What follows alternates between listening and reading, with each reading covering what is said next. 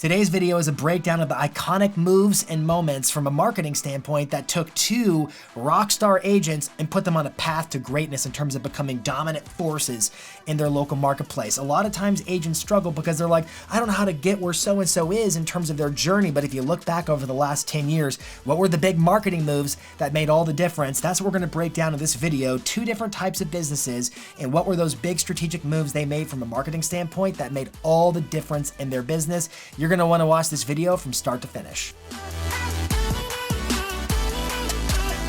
If you've ever looked at the business of a top producer and thought, how did they get there? Then today's video is exactly for you, as we're gonna break down the iconic marketing moves of two major top producers who run different types of businesses. What were those iconic marketing moves over the last roughly decade that took them from like 30 sales a year to 400 plus sales a year? And if you're somebody who says, I want a team, I don't want a team, either way, I've got you today. We're gonna break down two very different businesses and talk about the steps that were on their path so that you can look through your business and say, what are my next steps on your path to becoming a rock star top producer? If you've ever looked at the business of a top producer and thought, how did they get there? Then today's video is for you, as we're gonna break down two very different but equally awesome rock stars businesses in terms of what were those iconic marketing moves that took them from 30 sales a year to over 400 plus sales a year. I need you to make this place thunderously loud to bring to the stage Shannon, Gillette, and Brandon Howe. Come on up, guys. Clap it up.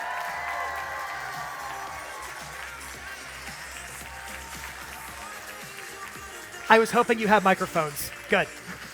Come on up. All right. Got your choice, wherever you want to sit. I'll sit on I don't want to do the middle. All right. Hey, welcome.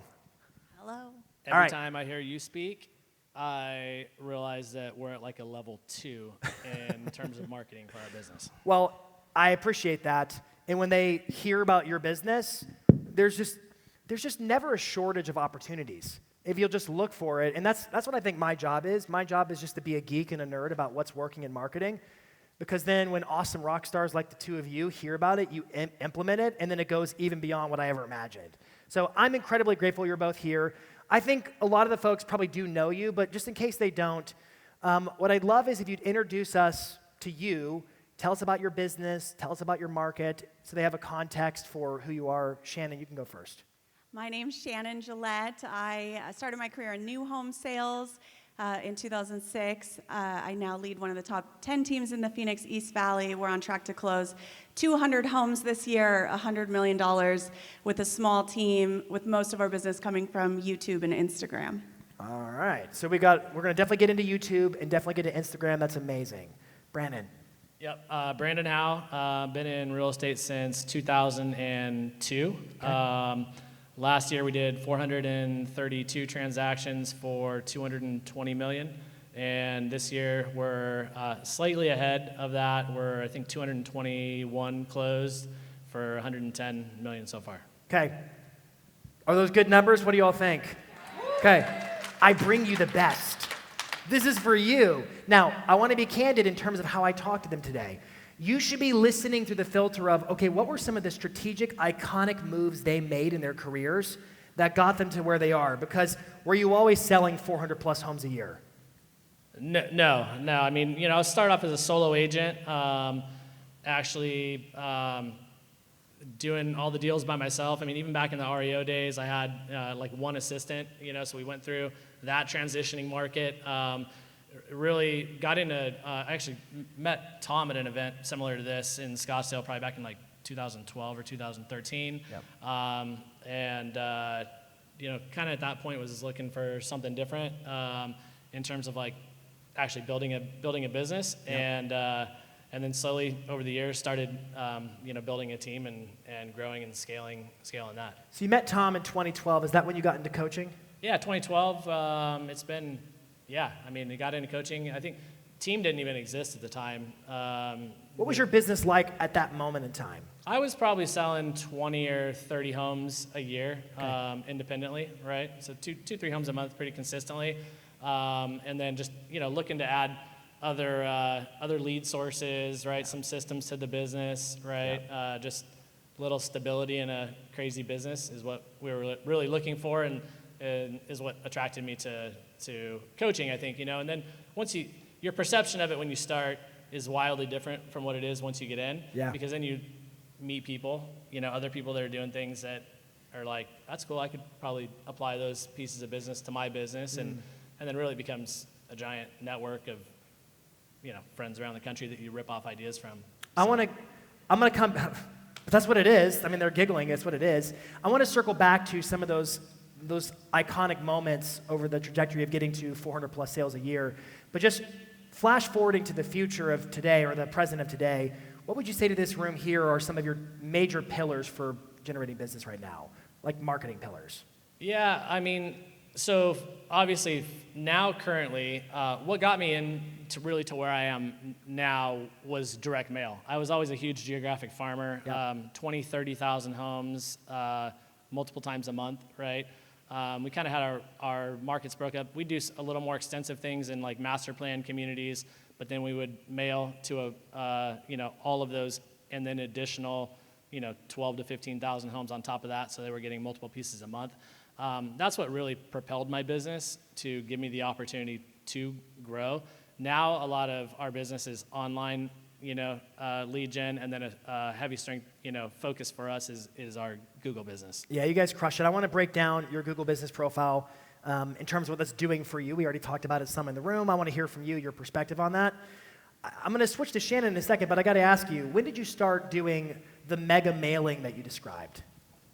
That was probably back in, I would say, I was at Remax before we left and started our own company, and it was a few years before that. So I'd say probably, really around the time I got into coaching, 2012, 2013. Okay. So get into coaching, and you made some serious calculated moves to build a brand. I had to imagine that was scary to do that big of a mailing and hoping for a return, right? Well, yeah, obviously it doesn't start out with 20 or 30,000. It starts off with, 500, 1,000, 1,500.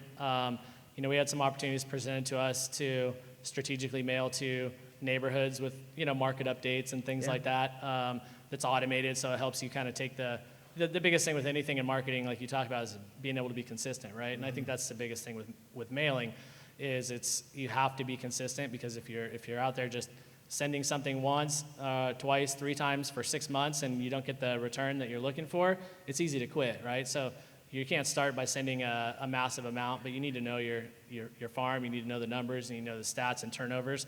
But then we just really continue to scale because we market in the Northwest Valley. Fortunately, we're not on Shannon's side of town. We just mailed to an entire geographic area, because then you can do saturation mailing and keep your costs down. And but then you got to change your message a little bit, because it's not neighborhood specific. It's more like city specific. All right, so I want to circle back in a moment to postcards and then your Google business profile for sure. Shannon, talk to them about how long you've been in the business, and I want to hear your story about when you got into coaching too.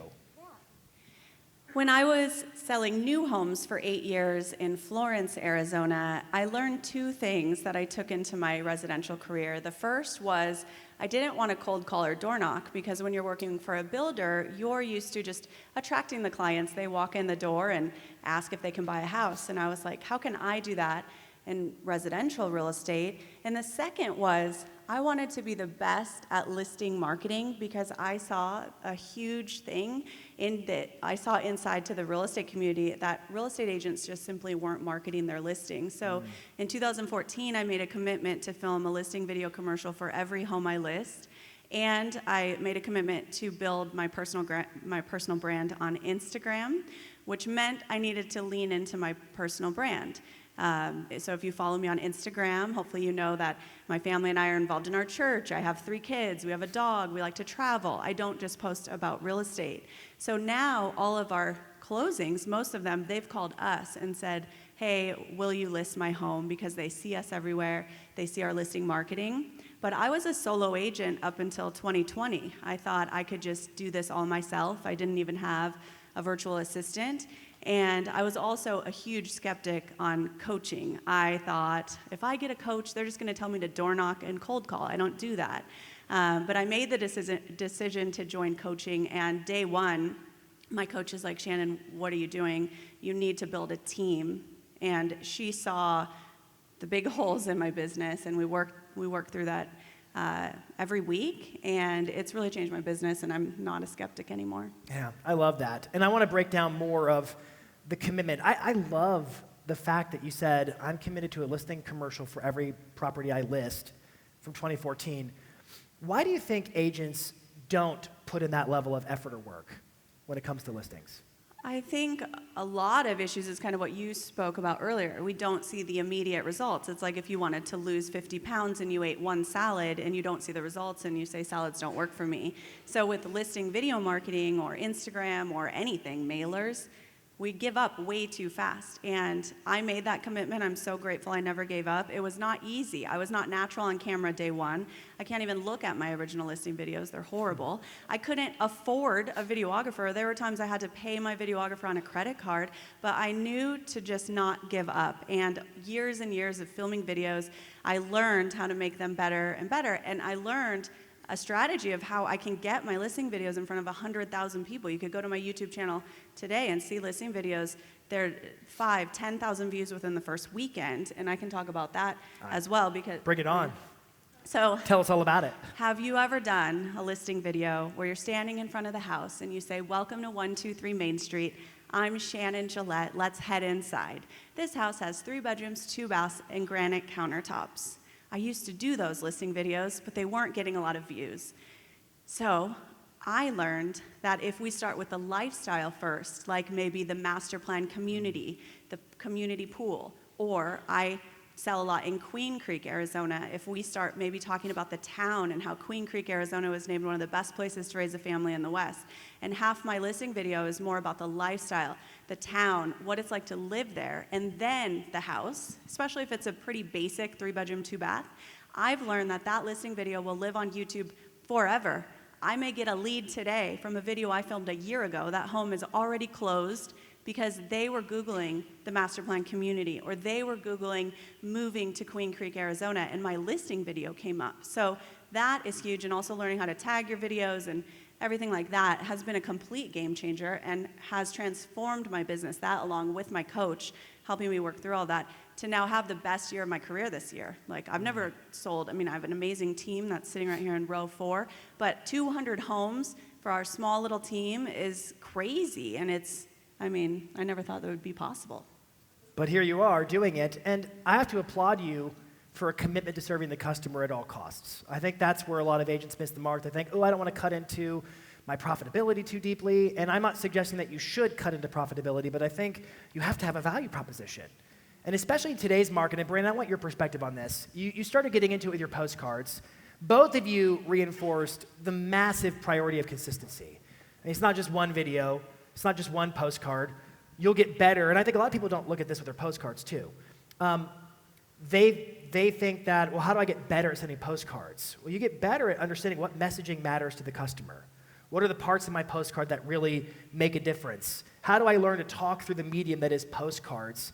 I want to get your perspective on the craft of using postcards as a channel, in the same way video is a channel to talk to consumers, and how you can get better over time. And I also want to get your thoughts on the importance of being a knowledge broker in today's marketplace. That was a lot in one question. I'll let you make sense of it. Good luck, Brandon. Okay. Good luck. So I think the biggest thing with postcard, and just to be clear, so we got away from sending a lot of mail when the market was crazy. As we grew our team, we've got about 60 agents on the team now. Yeah. So we grew our team, and so I started slowing down with the amount of direct mail we were sending. You and I were chatting the other day, and it was something that says we're reinvigorating our farm. One, because I think the consumer needs to hear the message that we have, right? But 2, to create opportunities for our best agents on the team as well, right? Seller opportunities. For sure, 100%, because those are the best, I think. And so when you go back to, what messages are we talking about as a team that we're going to deliver, it's a lot of it's the KCM content, right? Yeah. So, we subscribe to KCM. We pay attention to Housing Wire. I mean, all the big media outlets for the real estate industry, they're talking about the stuff that buyers and sellers want to hear about. So we don't need to sit there and reinvent the wheel. It's like, let's deliver the content that they've already created in our own way, right?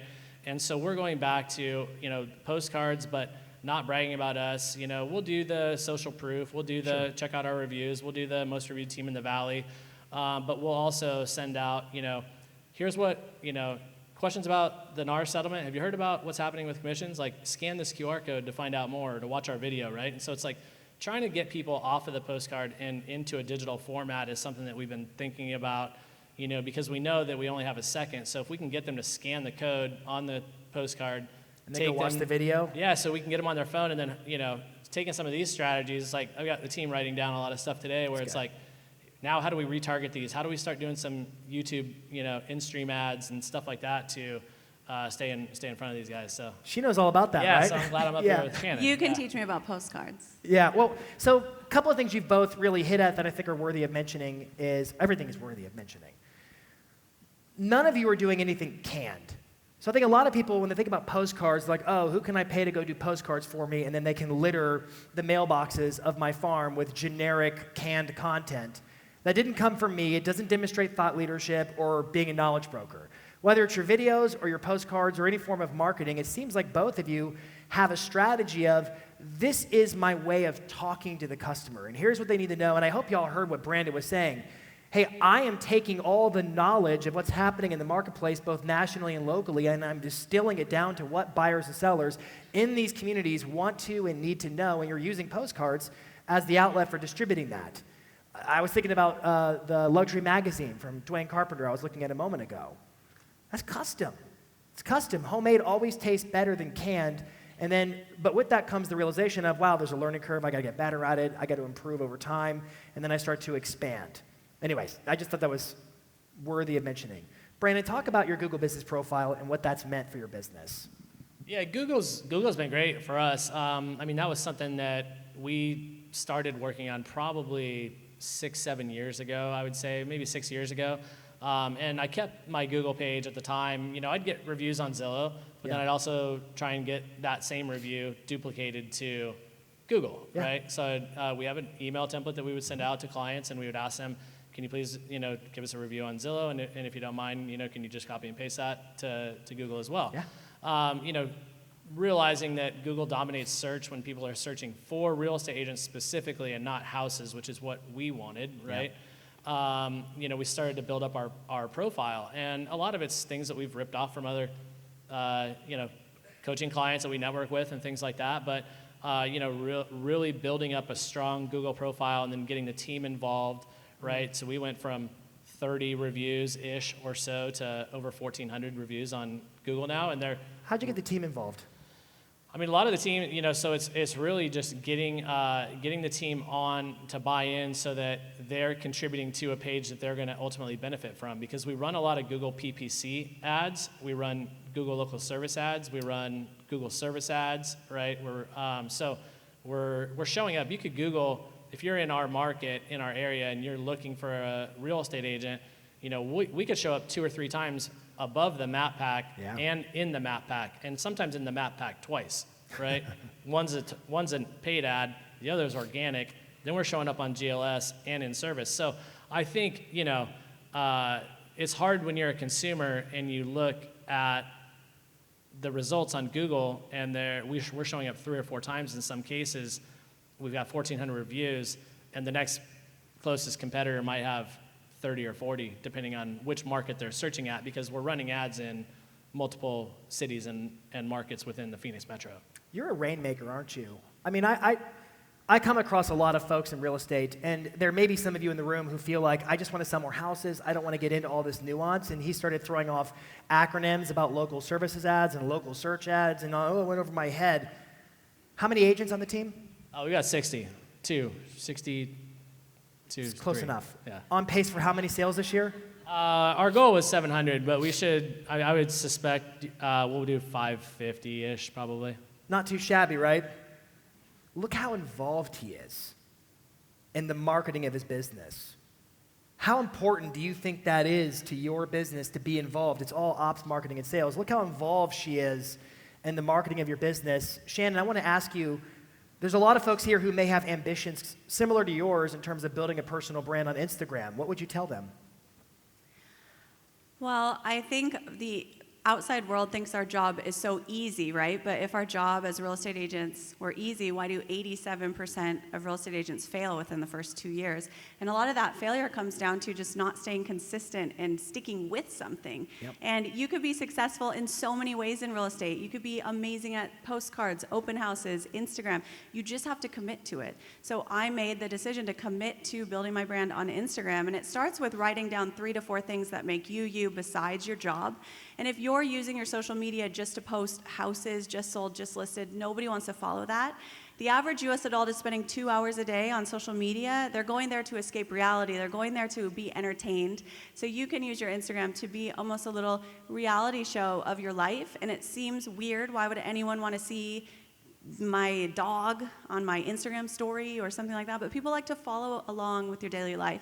And I don't think Instagram stories are talked about enough. Everyone's talking about Instagram reels and all these things, but like, if you commit to posting 5 to 10 stories a day of a behind the scenes of your life, maybe you're out showing homes and you see a cool kitchen, or you're out to dinner with your family and you're tagging the restaurant, you will see growth from that. And so many people give up because they don't have a lot of followers. Well, if 100 people saw your reel or 100 people saw your Instagram story, that's a lot of people. Imagine speaking in front of 100 people. So just not giving up, writing down those things that make you you besides being an agent. And this is going to be uncomfortable. Me posting that I'm at church Sunday morning is not for everyone, right? But that's a big part of my brand. And if you stay true to who you are, you'll attract your tribe. And that's what I've done. And it's amazing to get those calls where people say, hey, will you list my house? I love that. And I think your comment about stories is spot on. I mean, if you look at the way the algorithm works, if you look at the analytics from Reels on Instagram, your Reels are a really good gateway to reaching new followers because Reels are seen predominantly by non-followers because of the Reels feed and the Explore pages. But your stories, what an opportunity to go personal, because who sees your stories? Well, your existing followers. And so going behind the scenes, layering the fact that you're working in public, you're in the field, showing them what you do every day, it just activates a sense of, man, I want to work with somebody like her. She's awesome. Like you said, your vibe attracts your tribe. I love that. Did you want to add on? Well, I think as she talks, and like my wife follows Shannon. She's like, I love Shannon. All the girls on my team are like, I love Shannon. And me and Shannon just met for the first time here today, right? But it's like I think one of the things about this network and coaching that's worked well for me, and it's what's served probably a lot of the top team leaders across the country that I know, is like the inspiration that you get from meeting other people, right? So it's like when I'm listening to Shannon talk, I'm well aware who Shannon is because we all follow her, but it's like, yeah, we could probably add a level of that to our business that we're not doing now, right? Someone that wants to build their Google business page could look at what we're doing and be like, we could probably add a level of that to our business that we're not doing now. And I think that's the biggest thing about even events like this is like, you just got to get inspired to do something different than what you're currently doing. But then it's like, will you actually take that away and implement it in your business? Like that's where people fail. And I think that's what's helped us over the years with coaching is like, they just keep kind of pushing you along, right? Yeah, just add this, and before you know it, you've built your business of your dreams. And you're accomplishing your goals. And I don't even know how we got here. We're selling 200 houses a year. But it was those incremental big decisions, those moments along the way where you said, I'm going to commit to this. I'm not just interested, I'm committed to doing this. And then look at what it becomes over time. It's pretty wild. Like, let me chime in on that, because I think when you talk about building a business of your dreams, it's like I look back, I keep all my goals every year in my notes section on my phone. And it's like every year we open a new one. And I have one saved from, yeah, and it's like you look at ones from 2012, and you're like, my goal is to sell 24 homes, right? And here's the GCI, and you look back, and it's like, yeah, you actually built, but it's time, right? Like Tom always says to us, he's like, you overestimate what you can accomplish in a year, but you wildly underestimate what you can accomplish in 5, right? And that's something that's just like, it takes time to build something big, but if you're committed to it, it can be super special. What were like 3 or 4 of the biggest moments since 2012? So if I was going to put this on a timeline, like the history of your business, 2012, you made a decision to strategically put yourself in coaching, and then you started doing some big things. What were some of those big things that you would say, man, in looking back, that did this for us, this did that for us, and this did that for us? I know I'm putting you on the spot. Yeah, I mean, I would say the biggest thing for sure for us was, hiring the right people, right? Okay. And realizing that you can't do it alone. And I think, whether that was our decision to kind of follow Tom through the various coaching programs, like Team Plus didn't exist when we got into coaching. Yeah. When Tom rolled that out, we're like, we'll go there, and then they're like, okay, we're splitting Team Plus up into 3 different, okay, what's the best one? Like Legacy, I'll do that, and I think it's, so that, but then always being involved in events, so from the coaching side, I would say that, just kind of taking the leap of faith, but then doing the work. But then from the business side, when the right people unveil themselves in your organization as people that can help move the needle, you have to find a place for them, right? And that's always been something for me. It was like, I know what I'm good at, I know what I'm not good at, and when someone shows up that's better than me at doing something, you hand over the keys, right? You talked a lot about the power of network, and I'd love both of you to weigh in on this. In terms of being influenced by what other people are doing or what their goals are, who are you being inspired by now around you? It's a big one. Do you understand the question? Like, whose business are you looking at in the ecosystem? Who's like, man, that's the next level for us, and we're looking at that. Yeah, I think we used to always look up and be like, who's doing what we want to do. I think what's changed recently for us is, we're surpassed where we ever really imagined that we would be, I think, in our business, but we have lofty, ambitious goals that we've really kind of set for ourselves. And, even some people in our local market we network with a lot that have businesses bigger than ours that we want to, aspire to. So I think not being afraid to ask people for help or mistakes that they might have made in their business. I think that's one thing that earlier on, before we really got into coaching, you're always afraid to ask for help because you don't think people are willing to help. I would tell you that people that are successful are probably the most willing to help. And so, just not being afraid to ask, not being afraid to dream big and set lofty goals, but then be willing to do the work and put in the effort it takes to get there. That's such good stuff. Shannon, I want to ask you this, and I'll make this the final question, and Brandon, if you have a perspective too, I'd love you to weigh in. There's a lot happening in the market right now. There's the settlements, there's interest rates, there's inventory, there's upcoming election cycles. There's just a lot of moving parts right now. You've been on this path of dominance for the last several years in your business. What are you focusing on right now? And where are you, like, if you were talking to this whole room and say, hey, I'm putting my eyes on this. This is where we're looking to grow. How would you answer that question? Well, I'm focusing on our clients, right? There aren't any sellers in this market selling for fun right now. So if our sellers are trusting us with their biggest asset, they deserve marketing, they deserve a video, they deserve ads, and they deserve communication. I'm taking over a lot of listings right now where the seller's firing the old listing agent because they never heard from them. Yep. Your sellers deserve a lot. And our clients deserve to be known that we appreciate them. Our team hosts monthly client appreciation events, and also our community needs us. Like, we should all be actively serving our community. You should be asking your local schools, what do they need? They may need water bottles for an event or a sponsorship for something. Like, serving your community, serving your clients. And that's what our team does, and we don't focus on all the noise. As long as we know we're doing right for our clients and implementing little things every day to make their experience with our team even better. So we've implemented videos of like next step videos so our clients are over communicated to. They always know what's happening because we as real estate agents do this every day, but our clients may not know that there's a final walkthrough or that the appraiser needs to come in the house. So our clients have next step videos so they always know what's going on, and then it helps them have a great experience. And then the client appreciation events, we're in front of our past clients every month inviting them to events, and not every event is in person. So just doing more for clients and giving, like, providing value, so then you're just gonna continue to sell homes, serve the community, serve clients. Don't worry about anything else. If you'd like to drop the mic, you could. It would be permitted. That was awesome. I hope you all took notes on that. Did you take notes? Clap it up. That was awesome. Brandon, care to add to it? Good luck. Yeah, I think when you asked about like opportunities right now and what we're focusing on, and with the changes coming up in August, maybe later, who knows? I think true. It's easy to get distracted in this business, right? It's easy to always kind of be, pulled in different directions. For us, with regard to that, I think with representing buyers, there's a tremendous opportunity, I think, that's in front of us to gain market share in a time of uncertainty, within the agent population.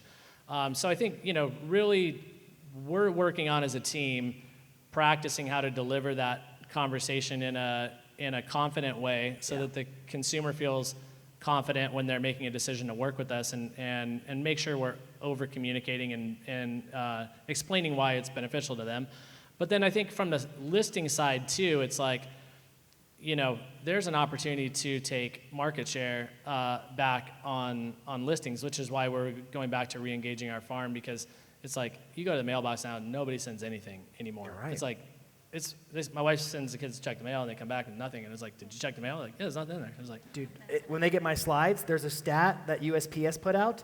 The average homeowner in America is only getting 1 or 2 pieces of marketing mail a day, compared to how many emails, how many ads, how much other noise we get. You're spot on. Yeah, so when we were sending mail before, we'd come back with stacks of mail, and I was kind of gauge like how I was doing based on like how many other agents were sending mail at that time, and there'd be times you go check the mail and there'd be 3 or 4 different agent pieces in the mail at that time.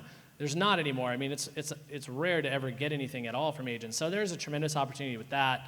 It's old school, but if you can put a new school twist on it, there's a lot of opportunity, mixed with like the stuff that Shannon's doing, which is inspiring, and we're working on like what little pieces can we take away from that. But, I think with this is a great time to be in real estate because other people are scared and nervous, right? You just have to have a plan, right? And surround yourself with the right people so that this is just a mile in your marathon, right? Because if you look at your business like a marathon, which is kind of what we always relate to, there's going to be ups and downs. You're going to have a shitty mile, but it's just, can you get through that one, and can you just finish the race, right? So it's like, you got to just keep grinding it out, know it's going to get better. It's a challenging market for everybody right now, but set yourself up so that when it's not challenging, you've got a lot of opportunity. Compound return, I love that. That's super encouraging and really wise insight on your part. You guys, you've both been incredible. Where can these folks connect with you online? Well, you can follow me over on Instagram at Shannon_Gillette. But I remember years ago sitting, if you're not already in coaching, I remember sitting in an audience like this thinking man, I'm fine. I don't need an assistant. I don't need a team. I can do this all myself. And I would not be where I am if I didn't join coaching. And he didn't tell me to say that, but I'm just saying it because it's changed my life. Obviously, I sell more homes, but I see my family more. I have 3 little kids. I used to miss so many dinners with them. I missed my oldest son's first steps while I was working. My coach helps me have a better quality of life. And because of that, I'm also selling more homes. So you should consider it. Thank you for that. That was meaningful. Thank you. I appreciated that. Because I know it's true. Brandon, where can they connect with you? Yeah, what do they say? Google me, bitch? Oh.